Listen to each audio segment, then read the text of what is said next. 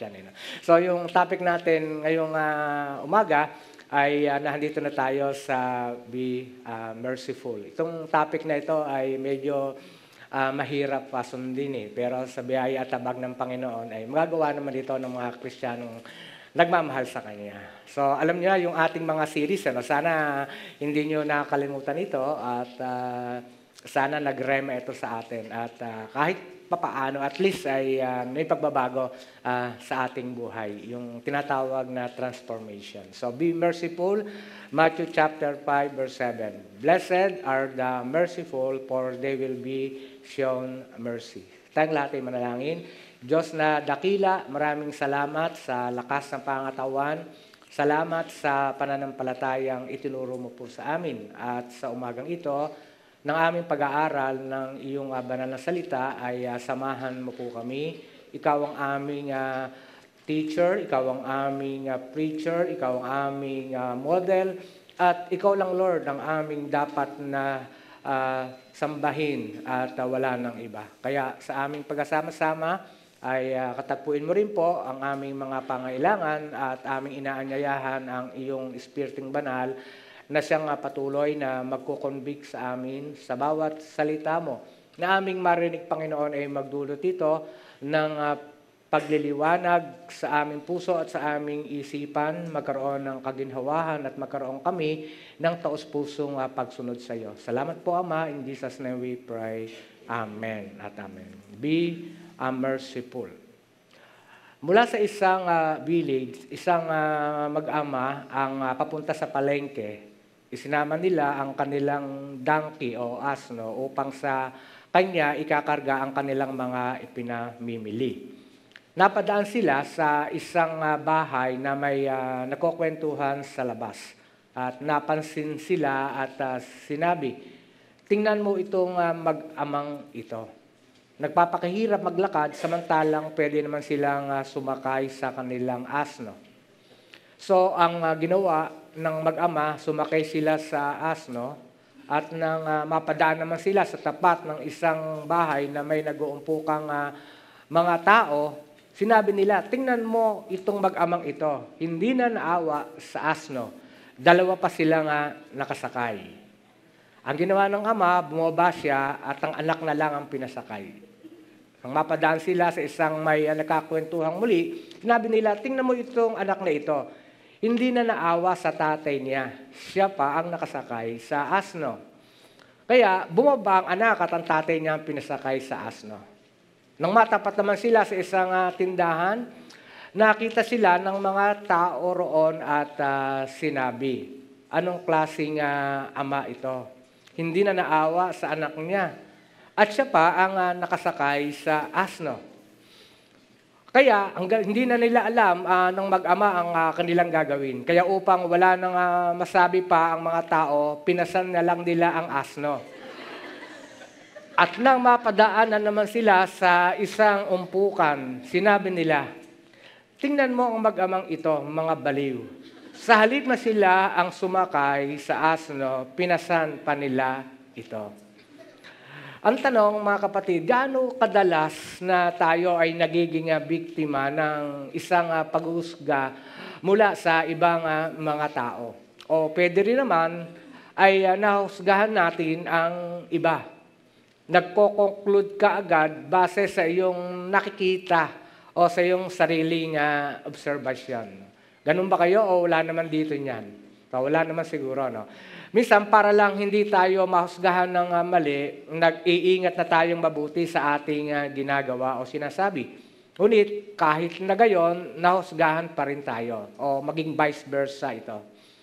Hindi lang ito tungkol sa ikaw ang nahusgahan, kundi tungkol din ito sa iyo na nahusgahan mo ang iba. Kaya nga vice versa, minsan ikaw ang nakapanghuhusga, minsan ikaw naman ang nahusgahan. Ito talaga ang sakit ng lipunan na maging ang simbahan ay nakapasok ito sa mga Christians. Kaya sabi ni Mother Teresa sa kanyang quote, if you judge people, you have not time to love them. Kaya pag ikaw ay palaging nanguhusga, wala kang oras para mahalin mo pa siya. Hindi mo magagawa na iyon. Kaya mercy na ating pinag-uusapan is always a better choice than judgment. Kapag ka nasa iyo ang pagkahabag sa tao, hindi ka palaging manghuhusga. Kaya sa bahaging ito ng Beatitudes, ating tatalakayin nga ang subject o topic na mercy. Sabihin mo nga sa iyong katabi, mercy. Okay. So the mercy we have received from God and the mercy we should give to others. Yan yung ating tatalakayin. Akin uling nais ulitin na ang Beatitudes ay tungkol sa attitudes na dapat taglayin sa puso at buhay ng bawat isa na tinatawag ang sarili na Christian or follower ni Lord. Nang iligtas nga tayo ni Jesus at tinanggap natin siya bilang tagapagligtas, pinagkalooban niya tayo ng eternal life o buhay na walang hanggan. Subalit, habang narito pa tayo sa mundong ito, mga kapatid, kailangan nating ipamuhay ang bagong buhay na nakaugnay sa Kanya at lumago tayo dito. At dapat din na ma-develop sa atin, yung palagi natin sinasabi ay yung Christ-likeness. Kasi nga siya ang ating Panginoon, siya ang ating Savior. Kaya, ang mga attitude na taglay ni Jesus ay dapat na taglayin din natin araw-araw. Hindi ito imposible. Dahil kung gayon, hindi na ito ituturo ni Lord sa atin. Posible ito, alam niya to. At siya rin na magbibigay ng kalakasan para sa atin. Kaya sabi ng Philippians chapter 2, verse 13, sapagkat ang Diyos ang kumikilo sa inyo upang ang inyong naisin at isagawa ang kanyang kalooban. Kaya nasa Diyos pa rin. Ano? Philippians chapter 1, verse 6, natitiyak kong ang mabuting gawa ang pinasimulan sa inyo ng Diyos ay kanyang lulubusin hanggang sa araw ni Jesucristo, hanggang sa araw ng kanyang pagdating. Kaya si Jesus din, mga kapatid, ang kumikilos sa atin upang kompletuhin ang mga nararapat na attitudes na sinimulan niya sa atin noong tayo ay naligtas. Sabihin nga natin muli, attitudes. Ayan. So, di ba, pag hindi mo mga tamisan, may ibang attitude ata yan. Pero yung mga salitang iyon, nakakaintindihan. Kaya upang tayo ay maging kawangis nga niya, dapat nating i-adapt ang mga attitudes na ito na ating pinag-aaralan na kay Kristo nang galing at sa pamagitan ng pagataglay natin ng isipan ni Kristo. So siya ang ating model, maging yung ating isipan, mind of Christ dapat ang ating nasa isip. Kaya doon sa Philippians chapter 2 verse 5, naway magkaroon kayo ng kaisipan, ng tulad nino, ng tulad ng kay Kristo Jesus. Kaya huwag tayong judgmental. Yun ang ibig sabihin. Si Jesus ay hindi siya judgmental, punong-puno siya ng kahabagan at ng biyaya. Kaya,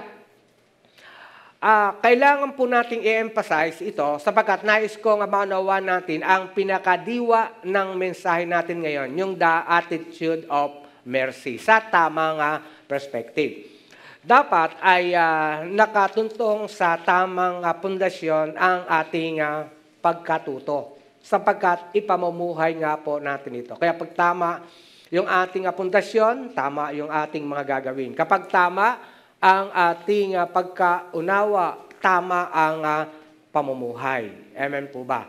Kaya tatlong bagay tungkol sa mercy ang ating pag-uusapan sa topic na merciful. Handa na ba kayo, mga kapatid? Tanong mo sa iyong katabi, handa ka na ba? Okay, simulan na natin. Una, the mercy we receive. Yun ang una. Pangalawa, the mercy we release. At ang pangatlo, the mercy we reap. Yan ang ating tatlong points na ating tatalakayin. Una, the mercy we receive. Naligtas po tayo hindi dahil hinatulan ka bilang nakahihigit ang kabaitan mo kaysa mga hindi ligtas, kundi dahil inamin mong kailangan mo ang awa ng Diyos at tinanggap mo ito. At ang dahilan kung bakit naawa ang Diyos sa atin o sa iyo ay ang kanyang unmerited favor o yung tinatawag na grasya ng Diyos. At ang tanong, paano natin i-differentiate ang grace at ang mercy? By the grace of God, He removed the stain of sin. By the mercy of God, He removed the pain of sin. Grace is God's act of giving a gift we do not deserve. Mercy is God's act of withholding the punishment we deserve. Mercy does not want us to live with the regret of our past sins. And mercy does not desire punishment for the sins that was forgiven by grace. Yung pong kataga o salitang mercy and grace, magkalapit po yan para yung kambal. Bagamat magkapatid, kambal pa yung salitang yan. Halimbawa, ano ba ang kahibahan nito sa asang pag-ilustrasyon? Kung ako po ay lahat kayo dito sa darating na Kapaskuhan, mula December 25 hanggang December 30, ay bibigyan nyo ako ng tigli 5,000. Ano ang sana o lanasan ay anong tawag doon? Grasya po ang tawag doon, grace. Kasi hindi ko yon pinaghirapan. Hindi ko yon pinaghirapan. Binigay nyo sa akin, hindi ba? Kaya parang regalo nga yun, hindi eh. Kaya tinanggap ko. Kaya yon ay grace ninyo sa akin. Yung mercy naman, na ako ay nagkasala at dapat lamang na ako ay parusahan ninyo, pero hindi nyo ginawa. Sa halip na parusahan ninyo ako, ay hininto ninyo yung pagpaparusa, withhold, at hindi nyo na ginawang parusahan pa ako. Yun yung habag. Yun yung kahabagan na ginawa ni Lord sa atin. At nang matapos nating tanggapin ito mula sa ating Panginoon, gusto naman tayo, mga Kristiyano, ay maging blessing sa iba. Dapat, nagbibigay din tayo ng grace at nagpapadama din tayo ng kahabagan sa iba. Yun lang naman talaga itong mensaheng ito. Napapahabain pa natin na kung tutusin, pwede na tayong umuwi lahat pagka naisagawa nyo na yan. Pero totoo yun eh. Actually, ilang naman ng sermon eh. Maiksi lang naman talaga. Kaya sa introduction pa lamang, natuto na kayo. Di ba? Kaya nga lang, yung saysay ng ating pagpunta rito, kung 30 minutes lang, mag-uuwi na tayo. Kaya, ginagawa natin ay ginadaan natin sa mga mensaheng na lalo pa natin natatalakay. Kaya, ganito ang pagpapalang dulot ng grasya at kahabagan na tinanggap natin mula sa Diyos. Ngayon ang tanong, how did we receive the mercy of God?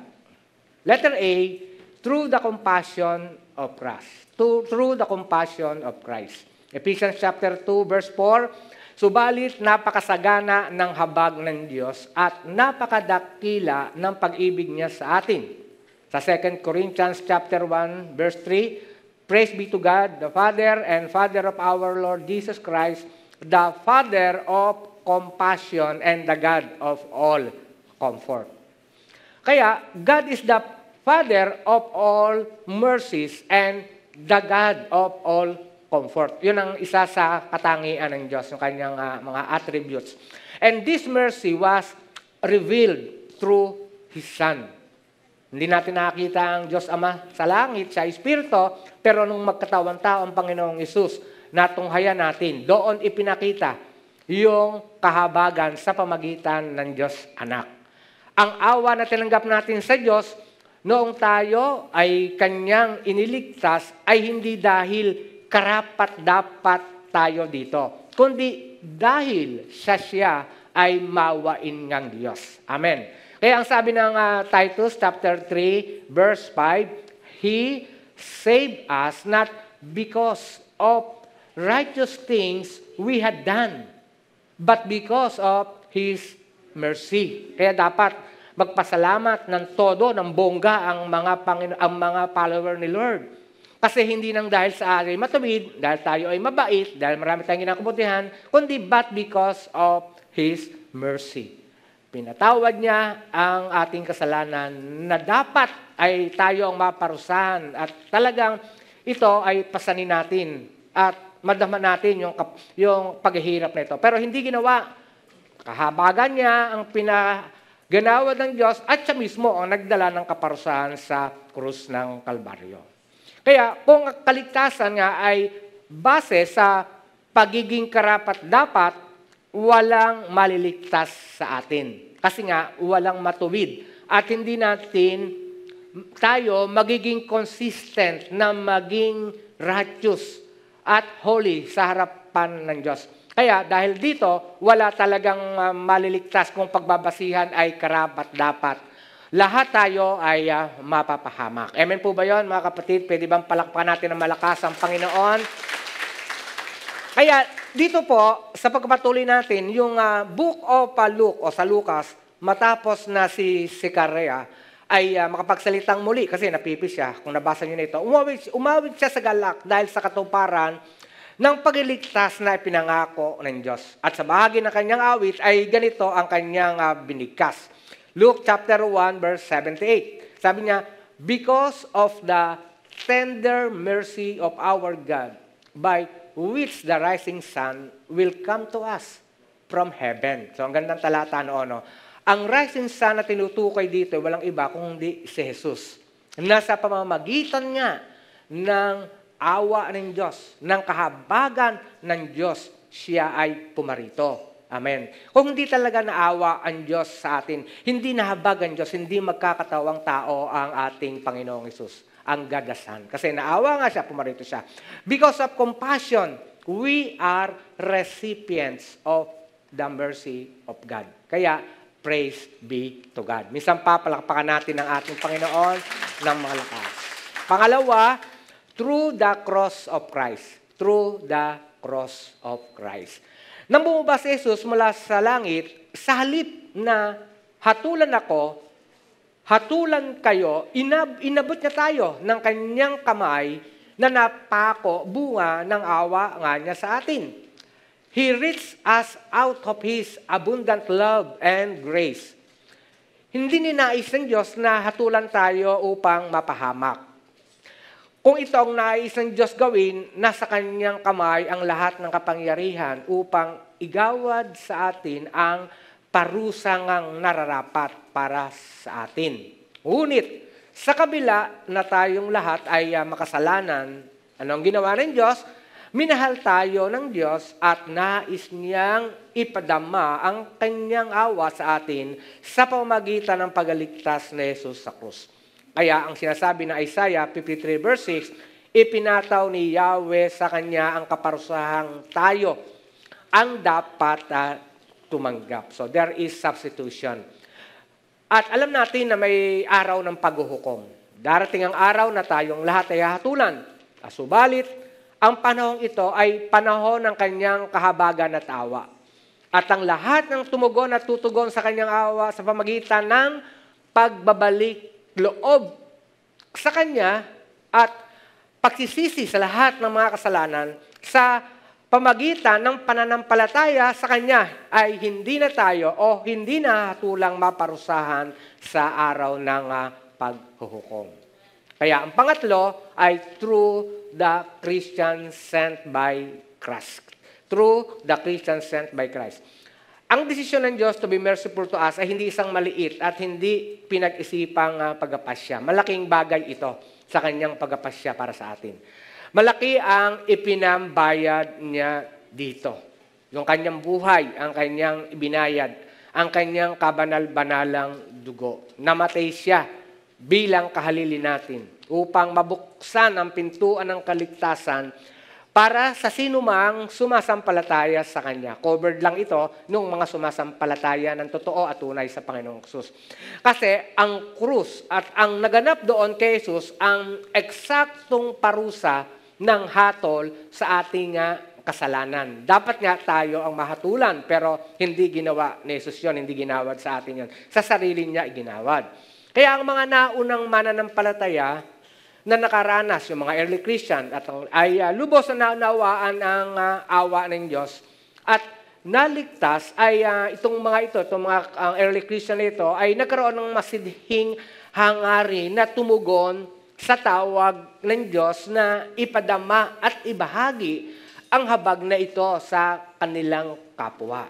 Kaya nga tayong mga Christian tayong sinasabi natin ligtas na, tayong mga papuntang langit na, dapat meron tayong kahabagan sa ating mga kapag-anak, kapamilya, sa ibang tao na huwag nating sayangin ang pagkakataon na tayo ay magbahagi din sa iba. Amen po ba? Yun yun. Yun yung sinasabi na tayo after na maligtas ay magagamit tayo ng Panginoon through the Christian sent by Christ. Tayo ay pinapadala ng Panginoon para sa mga hindi ligtas. Ibig sabihin nun, tayo ang gagamitin ng ating Panginoon. Kaya, dapat lamang na kung paanong ipinadama ng Diyos ang kanyang pag-ibig sa atin at ang kanyang grasya at kahabagan, dapat ibinabahagi din natin ang mensahe ng pag-ibig, kahabagan at awa ng Diyos sa iba. Amen po ba yun, mga kapatid? Bukod dito sa amen yan, gagawin niyo po ba yun? Amen. So kapag ginawa niyo yun, baka sa year 2024, ay hindi lang tayo dalawang service na palaging puno yung ating upuan. At baka 3 o 4 na service pa. Kung totoo na gagawin ninyo, through the Christian sent by Christ. Palapan natin ang ating Panginoon. Amen. Kaya,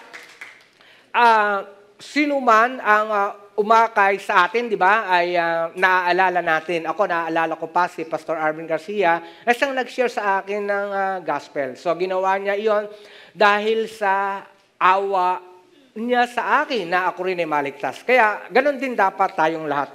At yun nga, sinasabi ko, and one way to encourage that person to keep on sharing the mercy of God to others is to let him or her know how are you thankful na ginamit siya ng Diyos para sa iyo. Kaya yung mga ginamit ng Diyos sa atin para tayo maligtas, dapat pinapasalamatan natin sila. Para lalo pa silang magsikhay na lalo pa silang mag-share ng salita ng Diyos. Tayong lahat dapat nag-encourage sa bawat isa. Nag-encourage tayo, siyempre, pagka tayo ay very passionate, meron tayong compassion and passion na mag-share ng God sa mga hindi pa nakakilala sa Panginoon, hindi ba nakakalugod yan sa Panginoon? Amen po ba yun, mga kapatid? Now, ang pangalawa, the mercy we release. One of that signs na ikaw ay nakatanggap ng mercy ng Diyos ay kapag handa ka ring igawad ito sa iba. Ayan, yun yung signs noon na ikaw ay nakatanggap ng mercy ng Diyos kapag handa kang igawad din ito sa iba. Isang bagay na masakit sa mata na makitang ang kapwa Kristiyano ay hindi nagpapatawaran. Parang katulad din tayo ng mga hindi mananampalataya and mga unbelievers. Sa halip na magkasundo, ay nagagawa pa nilang magsiraan. Di ba? Merong ganong mga unbeliever o believer. Nagkakaroon pa ng pagkakampi at paghahati-hati. Kung itatanong niyo sa akin kung nangyayari ito sa ibang mga churches, ay nangyayari ito. Merong ganoong mga history na pagkakabahabahagi. Kaya nga yung iba ay dumami, hindi sa multiplication, kundi dumami sila sa division. Dumami.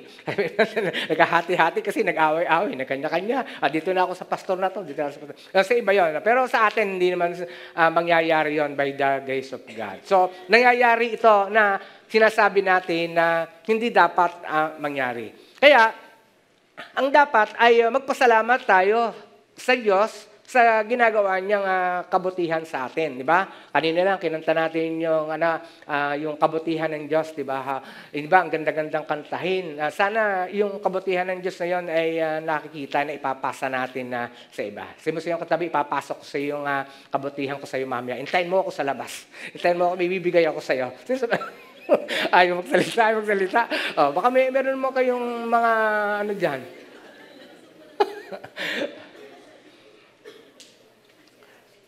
Kaya, naniniwala ko, itong church natin, na church ng ating Panginoon, ang GLCM family, ay characterized by grace, ng love, and mercy. Amen po ba yan, mga katapid? Kaya nga, malayang nakakakilos ang Holy Spirit every time na tayo ay sumasamba sa Kanya. Kasi the moment na wala itong mga prerequisites na ito sa ating pagsamba, hindi makakakilos ang banal na Espiritu. Pero pagpunta mo sa Diyos, nahandoon yung puso mo na punong-puno ng pag-ibig, ng kahabagan, ng pagpapatawad at yung grasya ng Diyos nasa iyo, malayang makakakilos ang banal na Espiritu. Yun lang naman ang sikreto nun.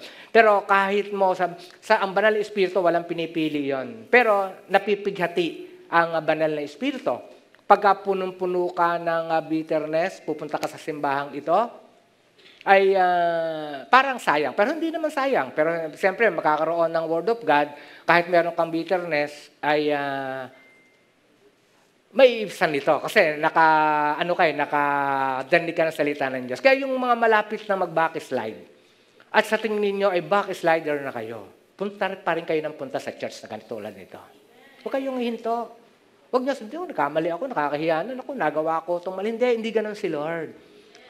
Open palagi ang kanyang pag-ibig sa atin. Kaya, kahit sa tingin mo, ako talaga yung hindi nagbe-behave Ako talaga yung pasaway. Talagang minsan, hindi ko alam kung bakit ganitong ugali ko. Huwag mong iisipin na hindi na ako pupunta sa church. Lalo kang pumunta sa church.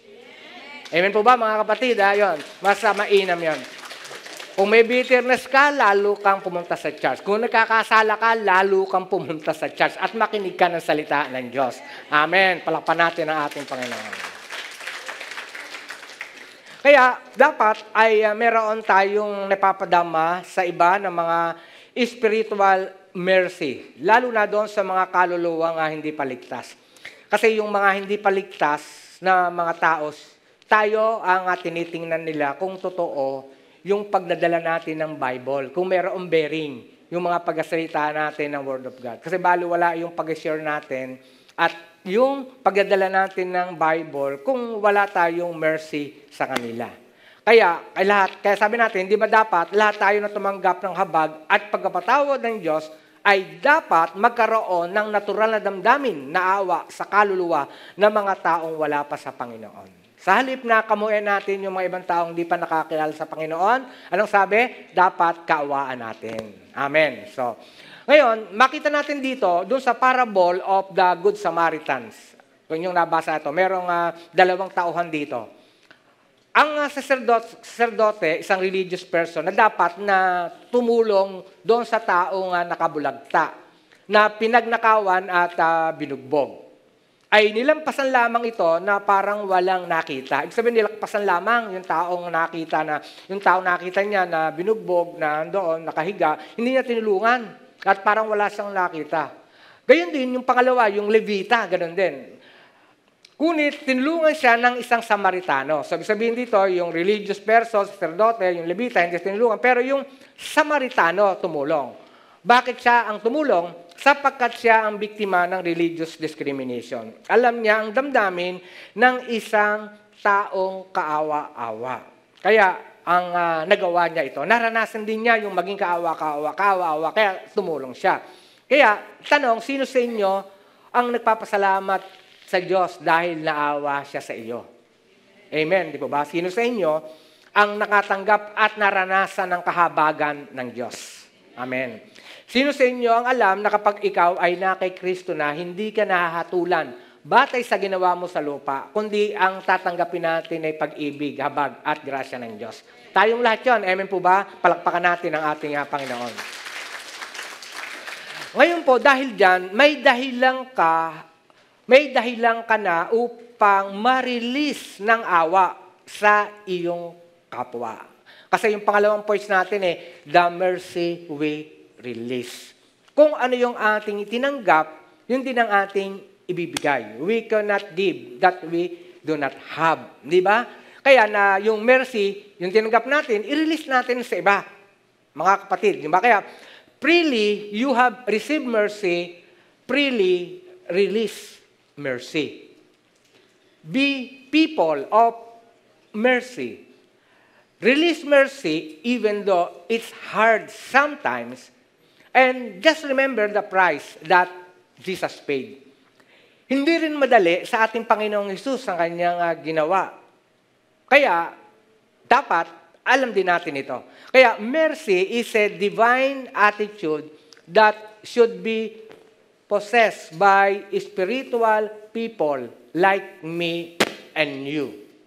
Kasi, mga kapatid, mercy kills our ego. Di ba kapag ang puso mo ay nahandoon sa kahabagan, pagpapatawad, pagmamahal, ano ang nawawala sa atin? Di ba yung ego? Ano ba yung ego sa Tagalog? Yung pride. Ayan, nawawala yung pride. Yung bang, bakit ba papatawarin yan? Naku, bakit ba tutulungan yan? Napakapasaway yan, di ba? So, yun, pride yun eh. Pride yan, di ba? Itong tumutunog na ito, ayoko kung ano, kung nagpiprito ng manok ito. Palitan na natin ito, gani. Sabi mo, okay na, nakakatatlo ka na. Ito. Makakabag ba ako dito? Nakakatatlong linggo na ito eh. Example yan, di ba? I love you, Gani. I love you, Gani. Anak, pinatay mo na. Pinatay mo ito. Okay, thank you. Yan, si Ronel, mabait yan. Mahal ko rin yan eh. So, nasaan tayo? Be people of mercy. Release mercy even though it's hard sometimes. Just remember the price that Jesus paid. Mercy is a divine attitude that should be possessed by spiritual people like me and you. And mercy kills our ego or pride. The merciful are blessed in a special way. Kaya pala yun ang sabi ni Lord, na mapapalad yung mga merciful. Kasi meron tayong benefit na natatanggap mula dito. Ngayon, what God's mercy does not mean. What God's mercy does not mean. God's mercy does not mean that God never judges anyone. That truth, ang sabi ng Bible, God is a consuming fire. Hebrews chapter 12, verse 28 to 29. Sambahin natin ang Diyos sa paraang kalugod-lugod sa Kanya, may paggalang at pagkatakot.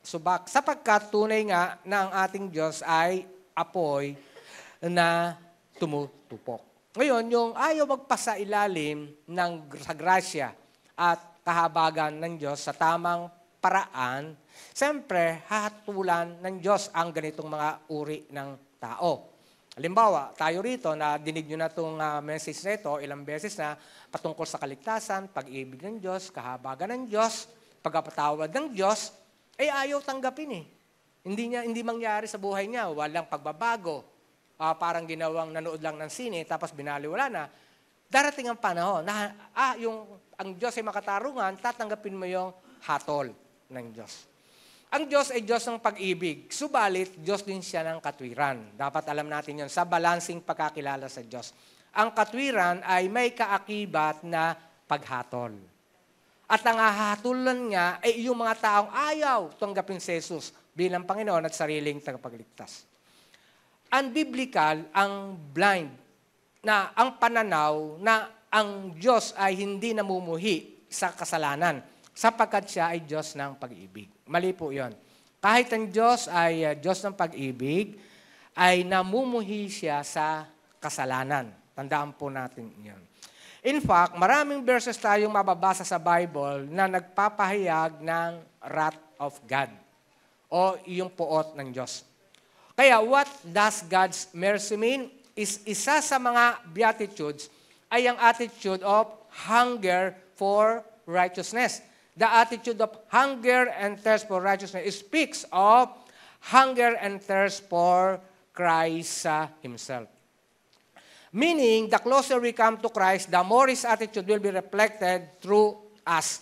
At ang usapin ng attitude of mercy, the more we come to Christ, the more His mercy will be reflected through us. Ganito, ine-express ng Diyos ang kanyang mercy. John chapter 3, verse 17 to 18. Pwede po ba kayo naman ang bumasa ng malakas? Please, ready, go.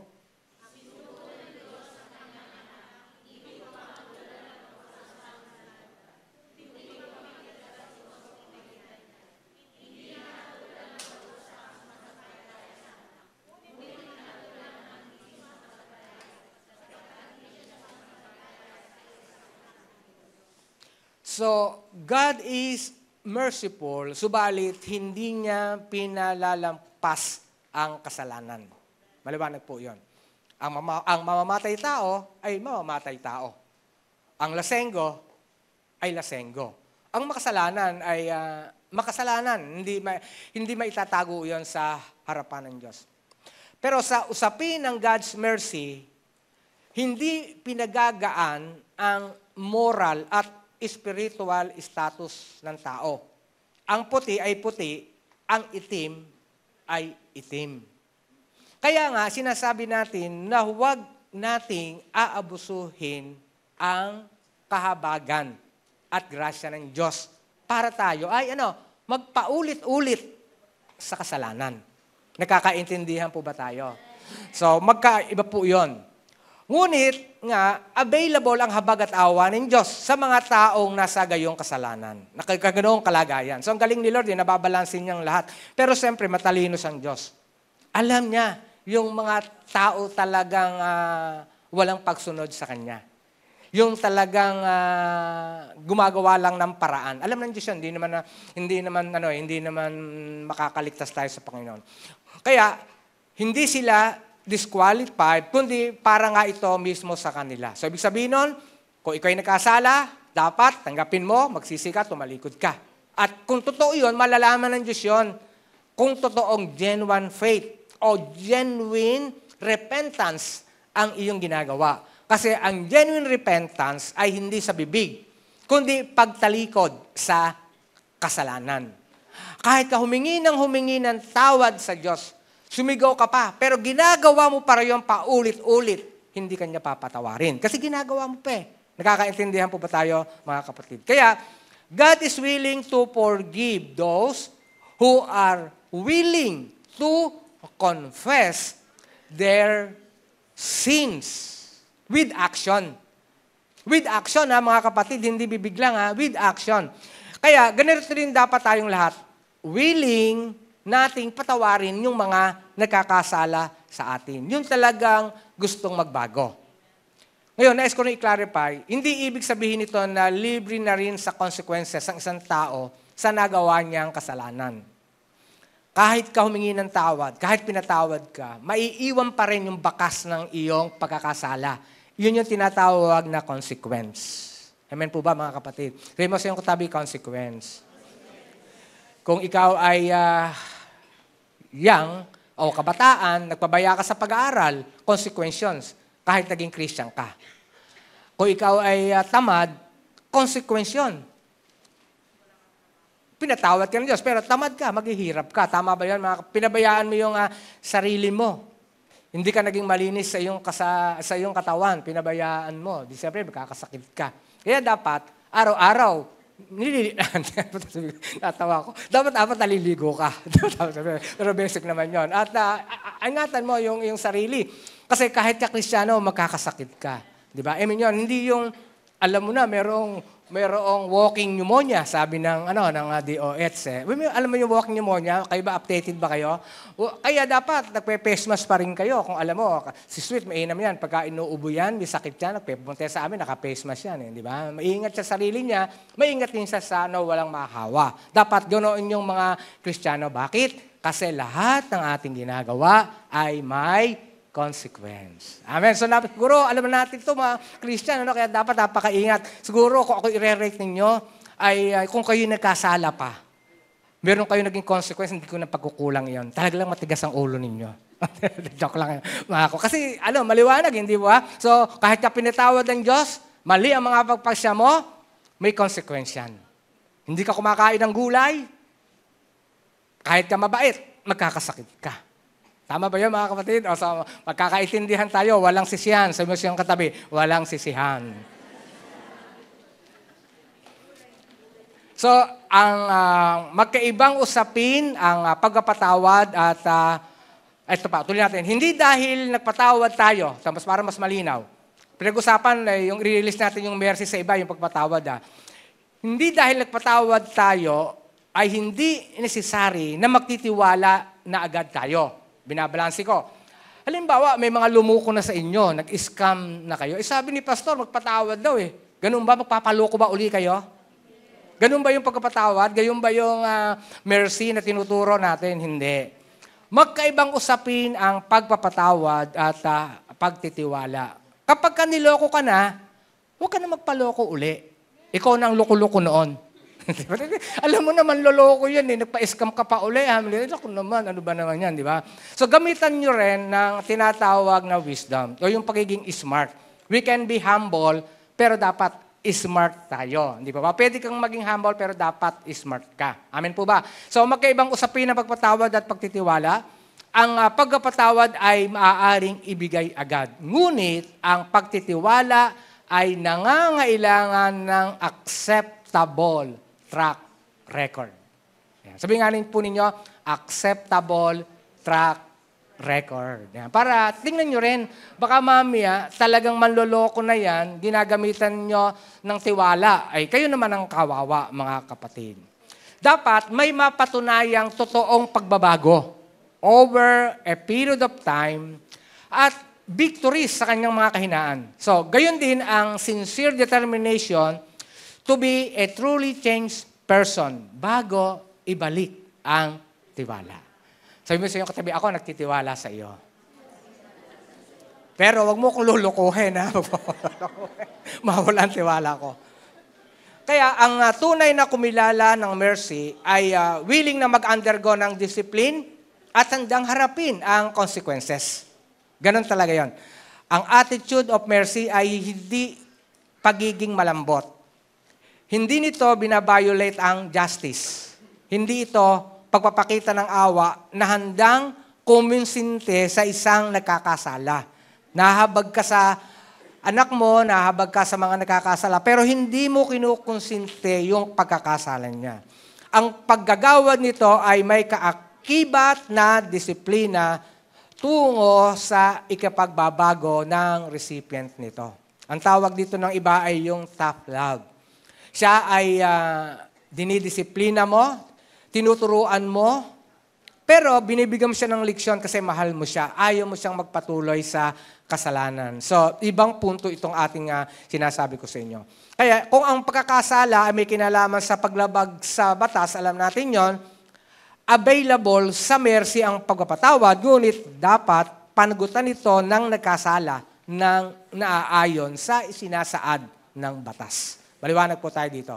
Kaya, merong mga hangganan ng lahat. May mga limitation ang mga prinsipyong ito ng Bible. Amen po ba? Hindi talaga para sa atin ang humatol ng lampas o ng lampas pa para dito. Sapagkat wala tayong kakayanang makabatid kung ano talaga ang nilalaman ng puso ng isang tao. Yun naman ang ating dapat na gagawin. Huwag natin siyang masyadong hatulan. Diyos lang naman talaga nakakaalam. At bilang tao ay may kanya-kanya tayong biases. Totoo yan, di ba? Meron kayong gusto, palagi ninyong kasama. Meron kayong ayaw ninyong kasama. Kaya sabi, may pagkakaiba-iba pa rin tayo ng standard. Di ba? May kanya-iba tayo ng standard. Aminin natin iyan o hindi. Kaya ang Diyos lamang talaga ang may kakayanan at karapatang humatol. Kaya ipaubaya natin sa Kanya ang may mga kinalaman sa espiritual na katayuan ng ating kapwa. Kaya ano man ang nakita natin sa ating sa mga tao, kakilala, mga taong nakasalamuhan natin, nagkasala man o hindi nagkasala, nagbago agad o hindi nagbago, sabi, huwag nating hatulan. Hayaan natin ang Diyos ang humatol sa Kanya. Pero meron tayong wisdom, meron tayong talino kung papaano natin sila pakikisamahan. Amen po ba mga kapatid? Kaya tayo, ang gusto lang natin ng Diyos sa atin, i-release natin yung kung ano yung ating tinanggap na kahabagan mula sa Kanya. Anong sabi ng Matthew chapter 9 verse 13? I desire mercy and not sacrifice. For I did not come to call the righteous, but sinners to repentance. Dapat nating bigyan ng mas mabigat na timbang ang pagiging maawain kaysa sa ating mga paglingkod at mga handog. Yun ang sabi ni Lord.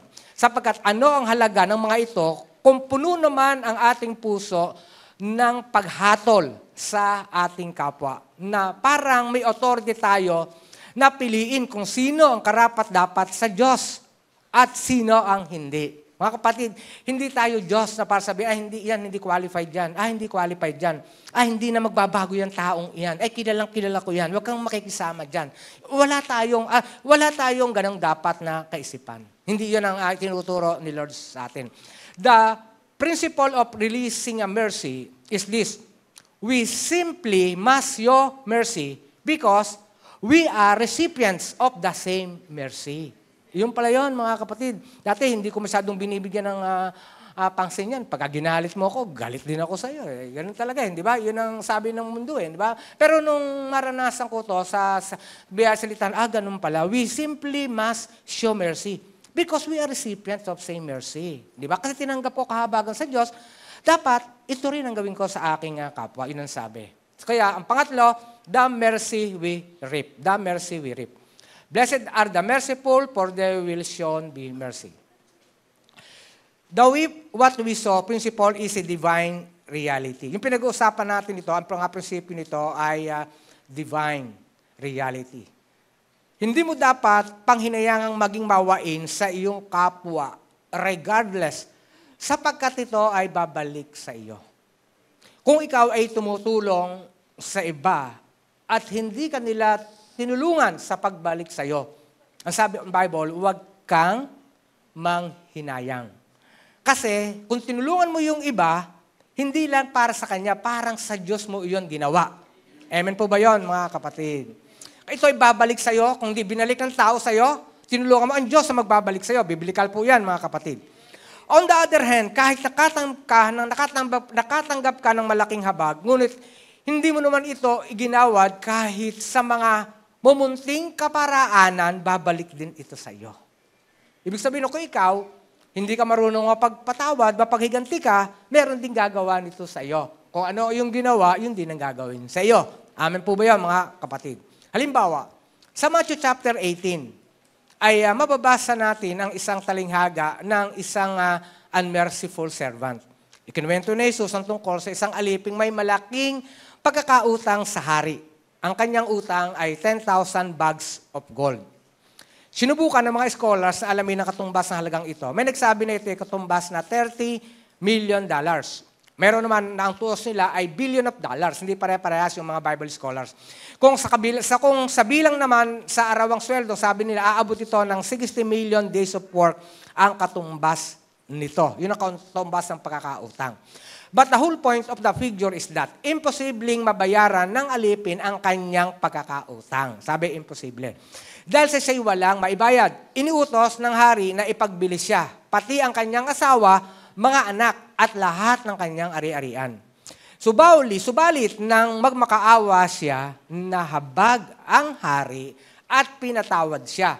Kinansel na ng hari ang lahat ng kanyang pagkakautang. Pero tuwang-tuwa siyang umalis sa harap ng hari. At nasalubong niya ang isang kapwa alipin na may utang ng maliit lang na halaga sa kanya. Kaya ito yung ginawa noong taong napatawad, yung binigyan ng kahabagan at hindi pinabayaran ng hari. Sinigil niya ito, yung taong nakasalubong niya na may utang ding maliit sa kanya. Nagmakaawa ang pobreng alipin, subalit hindi niya tinanggap ito. Sa halip, ipinakulong niya ang taong ito. Nang malaman ng hari ang nangyari, ipinatawag siya at galit na kinompronta. Ito ang sabi, Matthew 18:32-34. Basahin nga po ninyo, mga kapatid. Anong sabi ng hari? Napakasama mo, sabi niya. Pinatawad kita sa utang mo sapagkat nagmakaawa ka sa akin. Naawa ako sa iyo. Hindi ba dapat ka rin sanang nahabag sa kapwa mo? At sa galit ng hari, siya'y ipinabilanggo hanggang sa mabayaran ng buo ang kanyang utang. So maliwanag ito. Ito ay example sa Bible. So what is the point of the parable? Ikaw at ako ay may napakalaking pagkakautang sa Diyos na imposible nating mabayaran, mga kapatid. Subalit, ipinadama niya sa atin ang kanyang awa. Hindi niya basta pinalampas ang ating pagkakautang, kundi ano ginawa ni Lord? Siya pa mismo ang gumawa ng paraan upang mabayaran ang ating pagkakautang hanggang sa kaliit-liitang kusing. He paid a debt. He didn't owe and forgave us a debt we could not pay. Binayaran ni Lord yung ating pagkakasala at pinatawad nga tayo na hindi naman natin pwedeng patawarin ng ating sarili. Subalit kung ating kikilalanin lamang ay ang kanyang pagpapatawad at hindi natin tutularan ang kanyang attitude of mercy.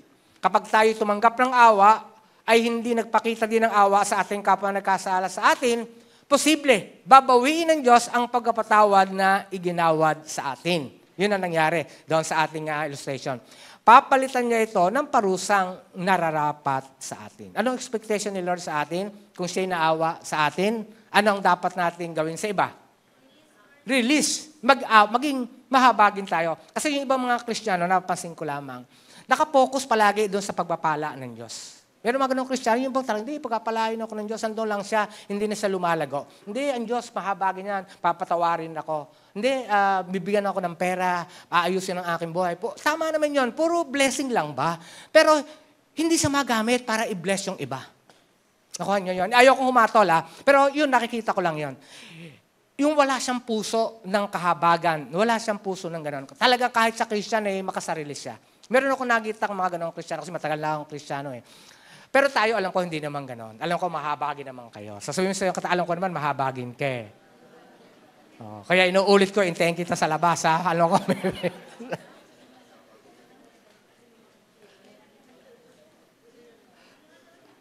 malapit na ako matapos, Pastor Ber. So, isa pang illustration ito. Sa aklat ng Experiencing God's Forgiveness, nasulat ng evangelist na si Louis Pallow, isang story ang nagpapakilala ng kahulugan ng mercy. Mga kapatid, gusto ko bago ko iwanan yung preaching ko, gusto ko naitindihan niyo talaga yung topic mga kapatid. Kasi makakaiba tayo ng bilis ng pagkakatuto. Mas gusto ko talaga hindi masayang Kasi napag-usapan di maitindihan niyo na both sides, di ba, nabalansin natin. Isang inang lumapit kay Emperor Napoleon. Hiniling niyang bigyan ng pardon ng kanyang anak. Sabi ng Napoleon, ang iyong anak ay 2 ulit ng gumawa ng parehong krimen. At upang bigyang katarungan ito, dapat siyang mamatay. Ang sabi ng ina, alam ko po, ngunit hindi hustisya ang hinihiling ko sa inyo. Habag po ang aking hinihiling. Sabi ng mother. Sabi ni Napoleon, subalit hindi karapat-dapat ang habag para sa anak mo. Sabi niya nung Napoleon nito. Sagot ng ina, mahal na emperor, kung karapat-dapat po ito sa kanya, hindi na po habag iyon. Kaya nga po, habag ang aking hinihingi mula sa inyo. So, si Napoleon, yung emperor, sabi, kung gayon, pagkakalooban ko siya ng habag. Binawi ni Napoleon ang hatol ng kamatayan, pinalaya ang lalaki, at biniligay sa kanyang ina. Kasi nga, nahabag. Mga kapatid, kung ikaw ay tutulong at magbibigay ng kabutihan, mahahabag ka. Huwag sapagkat sa sandali, panahon, ay isusumbat mo sa kanya. Sa kanya yan. Hindi ka tunay na nahabag sa kanya. Naalala mo ba noon, sweet, binigyan kita ng ganito. Irma, binigyan kita ng ganito. She, binigyan kita ng ganito. Ako nahabag sa iyo, Actually, hindi ka na nahabag. Sinumbat mo na Bawi na kayo. Alam niyo ba yon mga kapatid? Alam niyo ang prinsipyo noon? Wala na yon. Sinumbat mo na. Ang habag ay hindi iyon ine-earn. Yung habag ibinibigay dahil pinatawad mo siya sa kanyang kasalanan. Ikaw kung alam ko lang, ganyan ang ugali mo talaga, tinulungan pa naman kita. Tapos ganyan, binilig mo sa akin. Nahabag pa naman ako sa'yo. Hindi ka na rin talaga nahabag sa kanya. Nagkaintindihan pa tayo, mga kapatid. Kaya walang sumbatan. Walang sumbatan. Sa conclusion, ang kagila-gilasan Diyos dahil sa kanyang attitude of mercy at lalong nagniningning ang kahabagang ito ng Diyos, kung tayong mga nakatanggap nito ay magpapakita nito sa ibang tao. Tayo ay tumayong lahat at awitin natin na may pagsamba ang ating Panginoon at tayo po ay tatanggap ng Holy Communion. Tinatawagan ko na po si Pastor Bert Dumantay.